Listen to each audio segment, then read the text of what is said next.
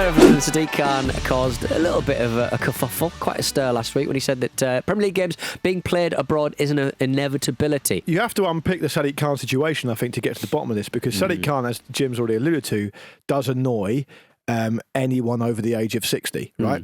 And that's just how it goes. And he also, to be fair to him, he does love the attention. No. But that is not something you can, he's not by no means like the only politician that does that, right? Sure. So it's just part of the territory. I thought he was actually quite badly misrepresented. He didn't say, I want it to happen. Yeah. He's obviously got no power at all over the Premier League. Yeah. Obviously, a big amount of Premier League teams are based in London, but he has absolutely no control over any of that. He said he felt like that was the way the shift was going. That was the kind of direction of travel, because he was saying, look, we've had loads of NFL games in London, blah, blah, blah. Well, he's someone directly involved in that process, right? So he actually has a bit of understanding of how this all fits together. Yeah. But the NFL one's a really interesting comparison, right? Because the NFL teams come to Wembley, come to Tottenham Hotspur Stadium, come to wherever, and even if you're not an NFL fan here, you're like, that's pretty cool, right? That's quite a cool thing, right? If it flips around to the Premier League, people are like, well, it's an absolute disgrace. It's like it's treading all over the memory of Alf Ramsey or whatever, And what I think is that if you take Khan's comments specifically, all he said was, the direction of travel is basically going that way. And he ended the quote by saying, the key thing for me is to make sure our fans don't lose out, right? And is it that controversial to say that? No, it really isn't. And I think ultimately, all of us who like football have fed this beast for a long time, because despite all the complaining and all the pissing and moaning, with the odd exception like the Super League and stuff like that, people have just gone along with it. People aren't boycotting shit in massive numbers. The 39th game was rejected with similar energy, though. 16 years ago, though. Still. And the world is very different now. I'm not saying I support it, because I don't. Sure. But what I'm saying is, if you stand by and let a massive export marketing fucking leviathan do its thing and expect it not to take it global, then you're a fucking naive idiot. All Carl's do is pointing that out, right? Well, an interesting thing he said was, I think the point the Premier League and some of the club owners would make is, why can't their fans in those countries benefit from a competitive game? And, this is, you make the point about NFL, but I don't think that necessarily matters. I think because the clubs represent the communities they're based in, right? The league represents the country that it's based in. The fact it's so successful is just, it shouldn't really count for much more than that. I don't think there's any sort of right for fans that live in other countries to see the game transported to their country, which is, I think, I agree with the sort of thing. But I think that's the idea that's going to be pushed in the future. Like, these fans bring a lot of money in. The TV rights from a lot of different countries bring a lot of money in, and it's just one of those things where it's like, yeah, hard luck. But all Khan is doing is pointing that out. Sure. He's not supporting it. I'm not saying that he is. I'm sort of talking more broadly about the ideology that means it perhaps is going to keep popping back up on the agenda. And will season ticket prices be adjusted because you're missing a game? Will all the teams do it at once because there's going to be sort of travel issues? If you're travelling to America and back. But that's what I mean. I think whenever this is mentioned, it's always talked about like it's going to be a match in America. Well, I think almost guaranteed it'll be Saudi. It'll be Saudi. It'll be Saudi or Dubai or somewhere. Still, I guess I'm trying to separate out what I mean. I'm against it. I don't think it should happen. I think it's awful for all the reasons that you've touched on and loads more besides. But I do think that, as a football fan who's got any kind of stake in this and who cares about football and watches it and has watched it over the last 10, 15 years, you didn't wake up this morning and suddenly have that sprung on you. It's been happening for years. That direction of travel's been going for a long time. Yeah. We've just spent the first half of the show talking about the pre-season friendlies. They're doing this for a reason, right? So the sport has become global. It's going to become more global. There should be protections put in place. I don't see how the financial picture would change that much anyway. No, it wouldn't be a huge amount of money for each club, you wouldn't think. Although I suppose it would depend on how they sort of package it up, because actually I think it's quite sort of legally quite complicated for FIFA and UEFA or whoever to have rules within their framework that can deny things like that. So let me summarise by saying this then, right? if you are one of those fans that stood outside the stadium celebrating a foreign owner bringing loads of money in and buying loads of players for you that you loved and you celebrated and talked about being the richest club in the world and all that kind of stuff, don't be surprised if they want something back. Yeah. Tom Werner, who's chairman of Liverpool, said he wants to see a Premier League game in New York City. You know, this is coming from the owners of the clubs as well. It's not just like some marketing suit in the background you don't know it is with the Premier League, like plotting and scheming. There's an appetite for this, more than there would be a European Super League. I hope it doesn't happen, but I'm also not naive about it. No. Well, to round off that little section, if you don't like Mr. Khan, do enjoy the picture of him in London with the WrestleMania lot. With a tiny little WrestleMania Hold it up to belt. the camera. It's a tiny little WrestleMania belt. It's absolutely adorable stuff. It really Do you reckon he thought that would make me look bigger? I think they just sent a £10 to go and get one. It's too small. Ridiculous. We're crying out loud. Well, as the season approaches, VAR will no doubt be hitting the ground running with some horrific work. There have been VAR protests in Norway. Do you sometimes watch what VAR do and go, that is horrific work? That is horrific work. You've had a stinker there. Horrific process. Listener Pi in Melbourne. Hi, Pi. Hi, Pi. I think Pi should live here. Yeah. Really, for emailing the story to us. show@footballramble.com if you would like to do the same. And it is the close season, so give us your funny stories. Give us your weird stuff. We're working with friendlies here. We've got space to play. A Norwegian top flight match between Rosenborg and Lillestrøm was abandoned a week ago after fans protested against the use of VAR by throwing fish cakes and also tennis balls as well, which is pretty exciting stuff. What I like about that is... Are you bringing the tennis balls or the fish cakes? Because if you've got the fish cakes, I'll bring the tennis balls. Just let me know. I will cut open the tennis ball, just jam a load of fish heads in there. Is wasting fish worse than VAR? Yeah. Probably. Can I just bring this to the table? Right. If I wasn't seeing the information on the screen, I'm thinking that's a crumpet. I thought exactly the same when I first saw that. No, I think it looks more like a scone. It's more of it looks very dry. If you're baking scones like that, they've not risen, mate. You look at the recipe. It looks very dry, doesn't it? It's a crumpet, isn't it, Jim? It looks like a crumpet. Yeah. But I mean, like if you're going to sort of cease, if you're going to protest VAR, what food stuff are you kind of bringing? Because we've already had like chickens on the pitch and stuff. I'm doing a protest. Just one big birthday cake. right on the penalty spot. Right, but that's just one big one, isn't it? Spaghetti hoops for me. Spaghetti cans hoops. and cans of them, because that's not coming off quickly. Yeah, true. Is there any kind of food you could fashion into a boomerang that could come back to you and you could finish it? Yeah, like a half-baked baguette.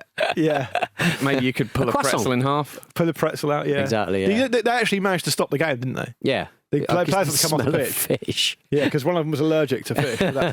But imagine slipping over a fish fruit cake. That stinks. Oh, durian. Yeah, you just cut loads of those in half, chuck them on the pitch. Where are you getting durian though? Yeah, you can buy them, but you do have to they're 40 quid, and you've got to dispose of it somehow. Absolutely. Do you get them in those? Do it at Fulham. Do it at Fulham. Yeah. Oh, you could get one at Fulham, surely. Oh, if that happened, can afford 40 quid for a protest. But also, if that happened at Fulham, that would be the most horrific thing to ever happen there.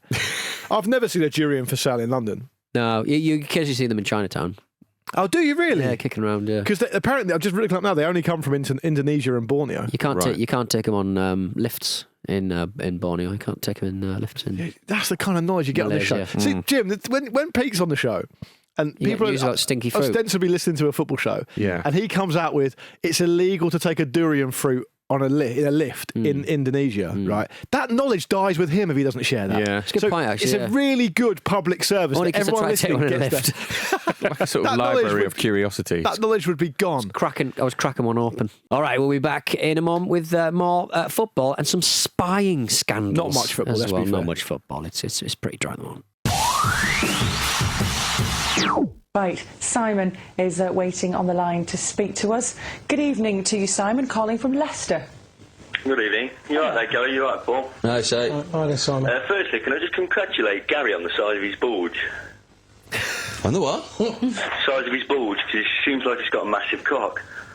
Oh, that's terrible, and you should not have called in to discuss such things. He's obviously just a very jealous man sat at home. There we are. So we shan't be taking a call from you again. Perhaps it's the angle. I don't know. We shouldn't wish to comment on Stop getting involved, Haley. Stop getting involved. Don't speculate. No. Yeah. Pally's loving that, though, isn't he? I don't know. If someone calls in and says that, it could be a lot worse, couldn't it? Well, I remember somebody sort of pointed out, I think it was a picture of John Hamm from Mad Men walking down the street where you could see a bit of his winky woo. And he sort of went, and somebody said, hey, we can see winky woo. And he goes, I'm just wearing pants. Like, he was really angry about it. Right. So maybe the well-endowed don't want to be known, so to speak. It's one of the best calls into a live programme since... that's really old, that clip, isn't it? Oh, yeah. But my favourite... MUTV, wasn't it? My favourite one is I was kicked in the head by a horse to Nigel Farrow. That's a classic. Stuff. Well, thank you to Friend of the Ramble, a pretty visitor, for sending us that clip. And you can become a Friend of the Ramble yourself by heading over to patreon.com/Football Ramble. You'll get access to the Discord, which is always popping off. Yeah, someone did a poster for the first Jackson Encyclopedia of the season, like a boxing type poster. Oh, beautiful. Yeah, apparently it's me, Marcus and Vish on the first Friday. Big fan of that. And some people... Do I get an appearance as the adjudicator? No. You're like someone's put you in Photoshop. You're a tiny little mouse sitting on Marcus's shoulder. Go on, what? Frightened. And loads of taller men are doing a hand shelf on you. You can get access to the Discord where you can chat with us and the other Ramble listeners over at patreon.com/Football Ramble. And you get ad-free episodes of the Ramble up front and on the continent. So the people who go, there's too many ads. Many people. There's so many ads. Right. Well, either click the button 5 times or you can just go on the pitch and have a listen over there. $5 a month, the Patreon. And what's the alternative? If you want to try and download that Stuart Lee live show that just went out, can't find it online. No one's torrented it yet. Get off your arse and torrent it, for crying out loud. You're in most of the ads as well, so it's sort of the Ramble anyway. That's a good point. Don't actually. undermine all the stuff with the torrent bit. Just say $5 a month. You'd never have to listen to an advert again. No one's torrenting the Ramble. You never know. Please Those don't. early episodes are being torrented, aren't they? I think one person did. The seeding was very Do you know how the impressive. internet works? What? One person It's did, and everywhere. another person did, It's and another everywhere. person did, Yeah. They put it on YouTube. Well, speaking of illegal activities, Canadian football has been racked by accusations of spying that spans several years after New Zealand staff noticed a drone hovering over their training session last week. So the Canadian Olympic Committee apologised. So the suggestions are that it's quite a longer, deeper story than an isolated incident. Drone incident. Well, Canada's current women's coach, Bev Priestman, has been banned for 12 months by FIFA in light of the findings. But there are claims that spying has been a real important part of the development of the Canadian football team on the men and women's side since 2016. I mean, because if you think about it, so they won the women's team won the Olympic gold in Tokyo. Right. The Canadian men's team have just done really well in the Copa America, and people are now drawing, and they qualified obviously for the World Cup. Conclusions. People are droning conclusions between this and maybe a kind of perceived increase in their success. But and obviously it can't all be down to that. But the problem is we don't know, do we? So with this kind of element involved in it, you have to ask those questions. It's not a new thing in football either, is it? Remember Marcelo Bielsa was caught with a little fella in a bush spying on Frank Lampard's derby. And when it all came out, Bielsa said, sorry, I didn't realise this was controversial. We've done this to everyone. Yeah. And then didn't he do like a 2-hour spreadsheet demonstration presentation to all the world's press until they got so bored that they just were like, and they forgot about it. Because he basically bludgeoned them into submission with terrible facts. I believe so. So it's do you own like the airspace? I mean, presumably you're, when you're at the Olympics or whatever, you are in a situation where you are you don't own the airspace above your training ground. But if you're a Premier League side or something, presumably you own the ground, and also you can't just be flying stuff over the top of your buildings. No, I mean, can Canada's opponents get their shooting team on the hand? Just take the drones Blast a few out, So, I'm possibly being naive here, and some of this story that was in whatever website it was on, I think there's a lot about it in The Athletic. A lot of it's about the legality of flying drones in certain areas and stuff like that. So put that to one side. I don't know the detail about that. But is this actually that bad? Is this anything other than... Because everyone seems to be losing their mind about it. Hand wringing, pearl clutching, can't believe this has happened, blah, blah, blah. And Jim said, like, South America, Jim's alluded to, it's a lot more prevalent. But it will have been happening for years, just with people watching and getting paid off, surely. So tell me why it's bad. Because they're looking behind the scenes at training formats. Yeah, you're gaining an unfair advantage, is the simplest way to distill it. You get your own drone. But if you say that everyone can do it, there's no unfair advantage. Televise it, sell adverts, thank you very much. Can you? Okay, let me give you another scenario. I'm just trying to play devil's advocate, right? There's a pre-season game, and you go along incognito and you're a scout from another team and you watch it.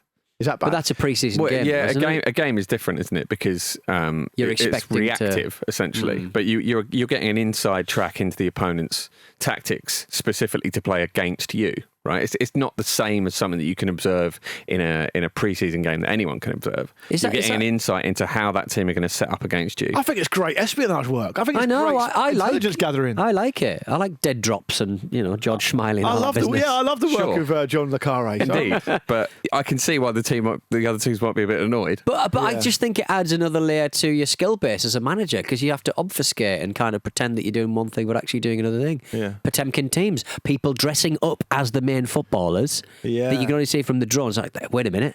Well, That isn't Virgil van Dijk. Like in the Second World War, where Britain were doing a lot of cardboard tanks. Yeah. And then the surveillance footage would be like, I've got loads of tanks. We haven't. Then chucked over the Gary Taylor Fletcher anecdote about Lincoln City in 2003-2004. There was obviously a big playoff semi-final, second leg away to Huddersfield Town. The Lincoln players were receiving their half-time team talk and a polystyrene ceiling tile broke and then fell down in the dressing room, revealing a massive kit man, Andy Brook, listening from the cavity above. You being serious? In the ceiling. Wow. Like an alien. Did that fucking happen? Yeah, that happened. That's incredible. Lincoln went on to lose the tie while their opponents just lost their dignity as the piece went. Well, I know that a while back, I can't remember how many years ago now it was, that they were doing a clean-up of the New Zealand All Blacks rugby team meeting room. Yeah. And when one of the cleaners was cleaning up, they found a listening device. And it was quite close to them playing Australia. It's a massive rivalry game. So It's amazing. Yeah, How often is this happening? Exactly. It could be All the happening now. time. Because I mean, There could be mics and cameras in this room right now, mate. because the crime wouldn't be like you're not stealing national secrets, are you? You're not you're not going to go to prison. You're not going to get who's that fellow who lived in the Ecuadorian embassy for ages? Oh, Assange. You're not going to get Assange, are you? Could you argue it's sort of corporate espionage though? Yes, you could, but you're not going to be. Not a criminal offence, but that's not. I mean, presumably it is. Is it not? I don't know. Espionage in general is like if you put a listening device somewhere that it shouldn't be. Right. That's highly illegal. Speaking with a lot of authority, all of a sudden you're a fucking expert. I'm more of a two-way mirror man. Maximum penalty is 14 years imprisonment and or a fine. I mean, that seems harsh for the Huddersfield kit man. 14 years. That's suffered enough. He could have fallen out of that ceiling at any point. His defence on the dock in the court case would just be, look at me, I'm the Huddersfield kit man. Look at me. What are you going to do to me that I haven't done to myself already? Crying out loud. But can I just take it back to something semi-serious and just say that FIFA and CONCACAF and all the rest of it, whoever they are, have taken a very dim view of this. Canada are one of the co-hosts of the World Cup next. Yeah. So I feel like got to lead by example a little if bit. they are going to get a a punishment dished out, I don't think FIFA are going to strip them of that because that's more work for them, isn't it? Yeah. But they just won't, will they? I'm not fucking doing that. Look at the admin. Yeah. I'll give you a suspended ban or something. But it seems to have been viewed upon very, very dimly by the football authorities. Look, maybe I do think it's, as Jim says, like devil's advocate aside, you want to protect sporting integrity and all that good stuff. But I think it's been a little bit full on. I think it's been a little bit over the top, personally. Yeah, I might just start becoming like a freelance kind of scoopman. Yeah. Flying a drone over there, and whoever wants to pay me for that information and video can do.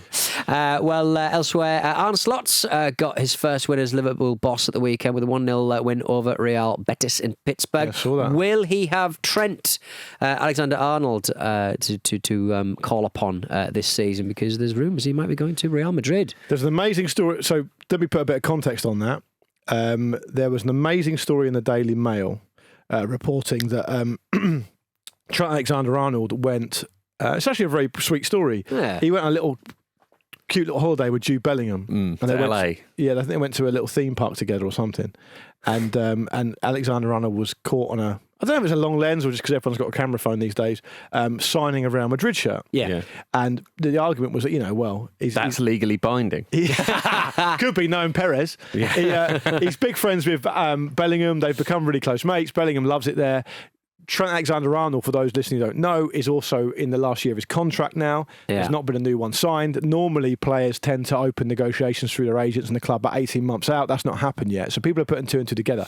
That's the story in a nutshell. However, the Daily Mail article is amazing because of the comments on the piece, obviously. Right, okay. There's a load of stuff you can't talk about here, obviously. Yeah. If Daily Mo just get on with it, I don't know how they get away with it, but they just get on with it. But It's town square. I've got 3 comments here that I've pulled out, and I want to know whether you guys think they're proper comments, Right. or whether there's some kind of robot AI doing Okay. them. Yeah. And they're all about, as I said, Trent signing a Real Madrid shirt in the presence of Jude Bellingham at a theme park to a child. Yeah. Okay. Sorry I had to say that, but that's how it is. Sorry to distill. I mean, it sort of puts us on our back foot that we're even having to talk about that, really, isn't it? That's the game we're in.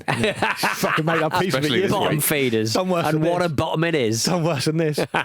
What we do is we take the piss out of the Daily Mail comment section because we think it makes us better than them. But we're actually recycling the worst we content on the could not internet. do our job without them. Thanks, DM. Here we go. First one's from King Arthur. Right. Oh, good God. Good God. Jim, he's based in Malibu. Perfect. Malibu. Yeah. Wow. Nobu is a poor celeb's place. That's where they went for dinner. Oh, right, yeah. Awful food. Trent Alexander-Arnold should get a chef, go to the farmer's market. All the food in Malibu is poor canola oil, Heinz ketchup and farmed fish. Right, strong. Hey, not what I was expecting. No. From King Arthur as well. You'd expect something a little bit more real ale, wouldn't you? Surely he wants some kind of venison, doesn't he? No, yeah, I guess so, yeah. A good bottle of Big Hobgoblin. turkey leg. What's the matter, Presumably. lager boy? Turkey leg. He must have been alive a long time, branching out, settled Malibu. The internet's come very late in life for King It Arthur. has. Yeah. All right. What do you think? Is that real or not? I think that is real. think that is real. Because it's so weird. You're going to love Not who the next normal. one's from. Yeah. Rodney Trotter. Again, real. He's based in Bristol. Right. He's based in Of course he Bristol, is, Rodders. right, yeah. He's moved out of Peckham. Classic Cockney. He says, Trent Alexander-Arnold signing a Real Madrid shirt. I've just bought a cauliflower. Does that make me vegan? It's quite good. Yeah, Yeah. okay. Quite a good I line. can understand the logic. I don't mind Yeah. it. And then followed up by Brooklyn Red. Any player that refuses a child to sign a shirt because of the optics, quote unquote, should be forced to retire. Again, Starts off well, yeah. gets a bit extreme towards the end. Yeah, that it one. does. Yeah, that's the Daily Mail comment section. for you. Indeed. No, I didn't mind. To be honest, like you say, I'm glad you got rid of all of the offensive ones, but I mean, they weren't too bad. I'll tell you what the defensive ones were in a minute. Good stuff. Yeah. All right. In Ramble Uncut. Yeah, that's in reading no out Daily- broadcastable form Daily whatsoever. Mail, comments. But I mean, that would be a big miss, kind of a confusing kind of. It's probably not going to happen, is it, Jim? I mean, it's Real Madrid. Well, they did- can't keep doing this.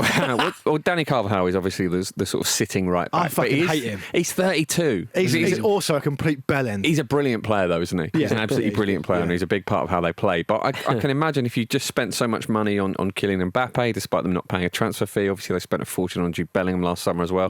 If you can get a player of that quality in for free, Contract, then you'd think yeah. about it, right? So, I mean, It's never be that interesting free, to though, see is the it? decision that Trent Alexander-Arnold makes. You're right, absolutely. They'd have to give him a big fee up front, but it would. I'm sure it would interest them. But it is interesting that he hasn't signed a contract yet. So Yeah. perhaps he's weighing it up. But it would be the least surprising thing in the world if he were to sign another contract at Liverpool. Arne Maybe Slot- he's waiting to see how he gets on under Slot. Slot seemed quite relaxed about it when he was Yeah. asked about it. Yeah, I think he's been asked about it about 6 times already.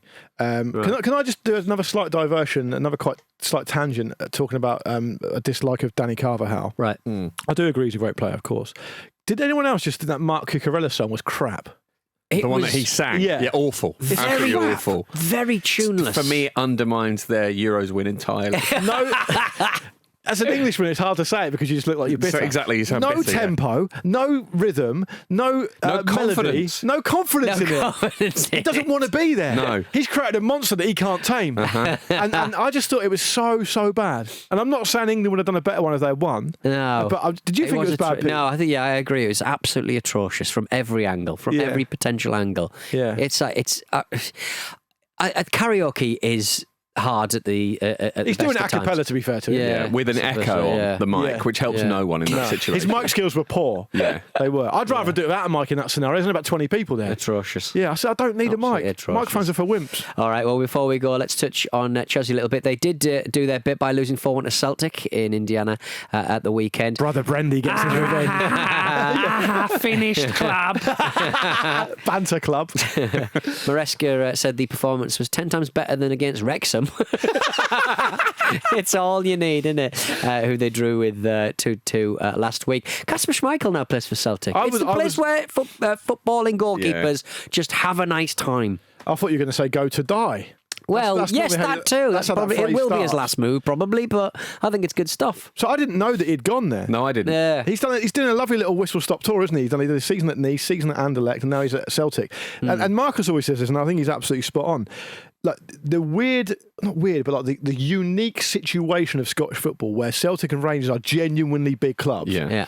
And you get a chance, you get looked after as a top pro there. Yeah. The fans are crazy, so you have an amazing time, really brilliantly supported. You're probably going to money win to sort stuff, of- yeah. and the money's probably all right, and you're probably going to win stuff. And he's 37, right? And if you throw yourself into it like Joe Hart did, like so many footballers who've plied their trade below the border, if you buy into it and really, say the right things, you can become a hero. You can become a cult hero. And also, what's horrible for people of our age is that I genuinely remember vividly watching his dad play a lot. Yeah. And his son is now 37 with 729 professional appearances under his belt. I don't think footballers should be allowed to have sex before 30, but also have bear children before 30, because it makes me feel better. Phil Foden's got 3 kids and he's 23. That is Possibly wild. 24. Yeah. Yeah, it No, is. he's tired all the time.